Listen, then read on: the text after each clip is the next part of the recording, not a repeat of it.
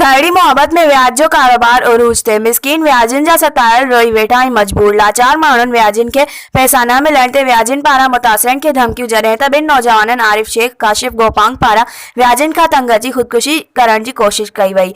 व्याजिन जा सतायलनि पारां press club पहुची एहतजाज कयो। मुतासिरनि साबिर गोपांग ऐं पीर सन औरत मुस्मात गुलाम ज़ोहरा पंहिंजे पुटु आरिफ शेख सां गॾिजी बासर व्याजिन खां तंग अची रोईंदे एहतजाज कंदे दाहियो।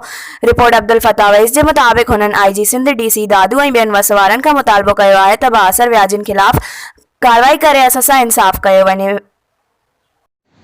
बाबा काशिफ छा मसलो आहे तोसां पुट एतिरो कर्ज़ कीअं थियो आहे छा थियो आहे तोसां? साईं मूंखे व्याज ते पहिरीं पैसा ॾिना 40,000 मां वरी पैसा ॾींदो वरी मूंखे 40,000 मां वरी मूंखे 20,000 ॾेई वठी 80,000 व्याज चढ़ियो आहे। 80,000 ॾींदो मूंखे 1,60,000 कयो मूंखे ॾाढो परेशान कयो हद खां वधीक मूंखे परेशान कंदा पिया मथे मूंखे व्याज चाहींदा पिया। अच्छा हाणे तूं इन विच में ॾींदो वियो कुझु? साईं मां ॿ साल मां व्याज भरींदो विया साईं हिननि जो। हाणे आख़िर में हींअर घणो था चवनि?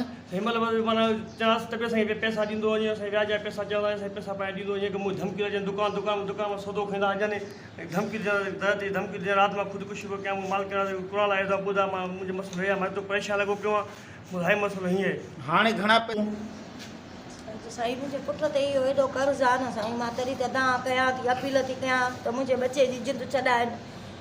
तव्हांजा चेक वग़ैरह फाथल आहिनि छा उन्हनि वटि? हा साईं उन्हनि वटि आहिनि चेक बि उन्हनि वटि आहिनि साईं असांजा चेक बि बैंक ते आहिनि व्याजनि वटि आहिनि उन्हनि खे अपील था कयूं बैंक वारनि खे असांजे बचनि जा चेक न मटाइनि। असां ग़रीब आहियूं भला हे महीनो त असां खाऊं न हर महीने में खणी था वञनि असां हाणे छा खाऊं असांजा नंढड़ा बच्चा पीउ मरो अथसि माउ वीचारी चाकू कोन असां ग़रीब माण्हू काॾे वञूं। अपील था कयूं दादू वारनि खे डीएसपीअ खे असांजा चेक कंहिंखे बि न ॾियनि मटाइण जे लाइ।